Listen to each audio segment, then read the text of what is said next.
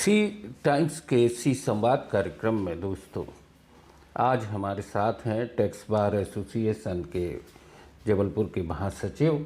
और सबसे बड़ी चीज़ है कि एडवोकेट एस ठाकुर को अभी अभी all India federation of tax practitioners की ओर से नई जवाबदारी भी सौंपी गई है। ये न सिर्फ हम सब के लिए गर्व की बात है कि जबलपुर से उन्हें चुना गया है। सबसे पहले तो आपको इस बधाई देते हैं और शुभकामनाएं देते हैं। मकर संक्रांति का पर्व आज से शुरू हुआ है। तिल तिल करके दिन बढ़ता है।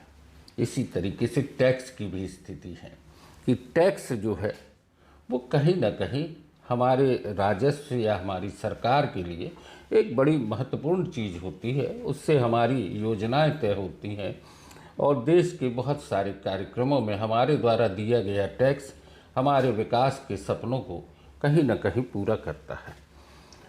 ठाकुर साहब, जो महत्वपूर्ण चीज़ है जिस पे हम आपसे बात करना चाहेंगे, क्योंकि टैक्स को लेके लोगों के दिलों में बहुत सारे सवाल खड़े होते हैं, खासकर जीएसटी को लेके। सर जी, पहले तो धन्यवाद आपका।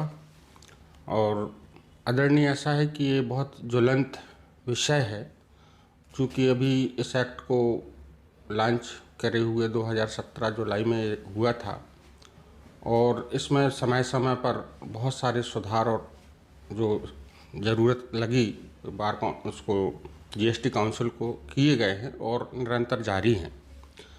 मैं इसके पहले एक अपना कार्यक्रम था, उसमें भी मैंने कहा था और आज पुनः कह रहा हूँ कि जीएसटी बहुत सरल और डिजिटलाइज प्लेटफॉर्म है। बस थोड़ा सा समझने की आवश्यकता है, क्योंकि कोई भी चीज़ नई आती है तो निश्चित रूप से उसमें विसंगतियाँ और एक झिझक रहती है कि कानून क्या है, कैसा है। तो सबसे पहले तो मैं दर्शकों से चाहूँगा कि एक जीएसटी के अगर आते हैं या समझना है तो एक प्रोफेशनल व्यक्ति से संपर्क करें, जिससे आपको जो भ्रम है आपका वो दूर हो सके। जीएसटी का जो उद्देश्य था उसमें कहीं ना कहीं भारत सरकार सफल हुई है और उसके प्रयास जारी हैं। जीएसटी में गुड्स एंड सर्विस के ऊपर सीधापन बोले तो टैक्स का प्रावधान रखा गया है।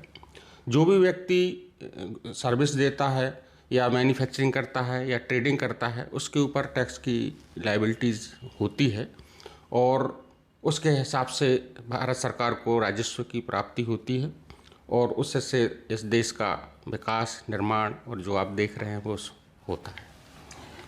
ठाकुर साहब, एक और चीज़ आती है कि टैक्स को लेके हमेशा से जी ये कहा जाता है कि जीएसटी सभी चीज़ों में है, कुछ चीज़ों में जीएसटी से छूट भी है क्या? बिल्कुल। जीएसटी में बहुत सारे उसके शेड्यूल हैं, जिसमें अलग अलग करों का प्रावधान है। जब शुरू में आया था तो बहुत सारी चीज़ों पे टैक्स कम, फ्री छूट की कम थी उसमें, लेकिन जैसे जैसे सुधार होते गए तो बहुत सारी चीज़ों में टैक्स की छूट भी है और रेट ऑफ टैक्स को कम भी किया गया है। कुछ चीज़ें अभी भी हैं जो हमारे बेट में एक्ट को फॉलो कर रही हैं या बेट टैक्स लग रहा है, जिसके कारण कुछ चीज़ों की बेट, चूँकि स्टेट का प्रावधान होता है, इससे चीज़ों की कीमतों में बहुत प्रदेश वाइज बहुत अंतर होता है। तो शासन या भारत सरकार चाहती है कि इस पर भी हम लागू कर दें, तो जिससे पूरे देश में पेट्रोल, गैस, डीजल इनकी समानता हो। अब हमने देखा है कि कई प्रदेशों में 5 से 7 रुपये, 10 रुपये तक का अंतर पर लीटर पे आता है, वो उस स्टेट का वेट के कारण आता है। तो अभी जीएसटी में कुछ चीज़ें बाकी हैं जो सरकार प्रयासरत है। आने वाले समय में संभावना है 100%, 100% संभावना है कि सरकार ने जो मुहिम चलाई थी कि एक कर एक नेशन, उसके ऊपर कार्य हो रहा है और हम एक कर सलाहकार के नाते आशा रखते हैं कि सरकार इस स्लोगन को सात्विक करेगी और करदाताओं को उससे थोड़ा सा राहत मिलेगी। एज ए टैक्स प्रैक्टिशनर आप लोगों को किन चुनौतियों का सामना करना पड़ता है? चुनौतियाँ तो चूँकि अनभिज्ञ होता है व्यक्ति या कहीं सुन के आता है। जब कोई व्यक्ति कहीं सुन के आता है तो थोड़ा सा तकलीफ होती है उसको समझाने में, और जब आदमी व्यक्ति या सलाह लेने जब आता है और यदि वो खाली सीधा आ जाता है और कहीं सुना नहीं रखा रहता है तो थोड़ा सा कन्विंस करने में सहूलियत महसूस करते हैं हम लोग। फिर भी हम लोग कोशिश करते हैं कि जीएसटी की जो भी चीज़ें हैं, जो भी प्रावधान है एक्ट में, उनको बता के क्लाइंट के लिए रास्ता बताएं। चूँकि क्या हो रहा है कि अब डिजिटलाइज हो जाने से हम ऐसा मानते हैं कि डिजिटलाइज बहुत अच्छा साधन है, लेकिन उसके नेगेटिव बहुत ज़्यादा होते हैं। क्योंकि किसी ने वीडियो अमेंडमेंट के पहले का देख लिया है और वो आज हमसे पूछ रहा कि नहीं सर, हमने तो सुना है कि रेस्टोरेंट में 5% टैक्स लगता है, या रेडीमेड पे 5% टैक्स लगता है, टेलीविज़न पे 18% टैक्स लगता है, या अन्य विषय। तो चूँकि ये जिस प्रकार से ऐसा समझ लीजिए डिजिटलाइज को हम ऐसा एक्सप्लेन करेंगे जीएसटी को मद्देनज़र रखते हुए, जिस प्रकार हम ट्रेन का शेड्यूल चेक करते हैं कि हमको मालूम है कि 4:30 बजे ट्रेन आ जाएगी, लेकिन हम कटनी से फॉलो करना चालू करते कि कटनी आ गई, शहर आ गई, अब आधारताल स्टेशन आ रही है। जस्ट लाइक आपको जीएसटी में ही ये प्रावधान और इस मानसिकता को लाना पड़ेगा, क्योंकि हम इस आज जो बैठ के बात कर रहे हैं हो सकता है 2 दिन बाद हम उस बात पे अपडेट हो जाए। तो जीएसटी चूँकि बहुत कॉम्प्लिकेटेड मैटर चल रहा है, बार बार इसमें अमेंडमेंट हो रहे हैं, तो हम लोग खुद क्लाइंट को बोलते हैं कि सर हम पिछली बार आए थे तो आप अभी ये प्रयोग के दौर से चल रहा है, इसमें स्थायित्व तो अभी नहीं आया है। देखो सर, कोई भी प्रावधान आता है तो सुधार तो उसमें होते ही हैं, और बिल्कुल सत्य कहा आपने कि हम ऐसा कह सकते हैं कि अभी हम उस दौर में हैं कि हम नहीं कह सकते कि जीएसटी परफेक्ट एक्ट बन चुका है, इसमें बहुत सुधार। ठाकुर, एक और बात पूछना चाहेंगे हम आपसे, जो जीवन से जुड़ी अनिवार्य वस्तु हैं सर, हमारा मकान मालिक, किराएदार, दवाओं पे, और हमारी जीवन से जुड़ी आम गरीब मजदूर जो रोज़मर्रा की चीज़ें खरीदते हैं, उनमें क्या जीएसटी की स्थिति है? सर बहुत बढ़िया क्वेश्चन है जो हमारे लिए जानना, बहुत हमारे लोगों को जानना ज़रूरी है, भारत के देश के नागरिकों को। सबसे पहले तो ये देखा जाता है कि जो भी चीज़ आप जिससे भी सर्विस ले रहे हैं या जिससे सामान खरीद रहे हैं वो उस पर टैक्स लेता है। तो पहले तो हमें ये जागरूक होना चाहिए कि वो हमसे ये टैक्स ले भी सकता है कि नहीं ले सकता है। क्या होता है सर कि बहुत टैक्सेशन का जो पार्ट है वो कीमत पे बहुत ज़्यादा प्रभाव डालता है। मान लीजिए कोई चीज़ 100 रुपये की है और उस पर 18% टैक्स है तो वो 118 रुपये की कॉस्ट बनती है। जबकि ऐसा मेरा मानना है कि कुछ व्यवसाय में तो इतना प्रॉफिट भी नहीं है जितना जीएसटी का रेट ऑफ टैक्स है।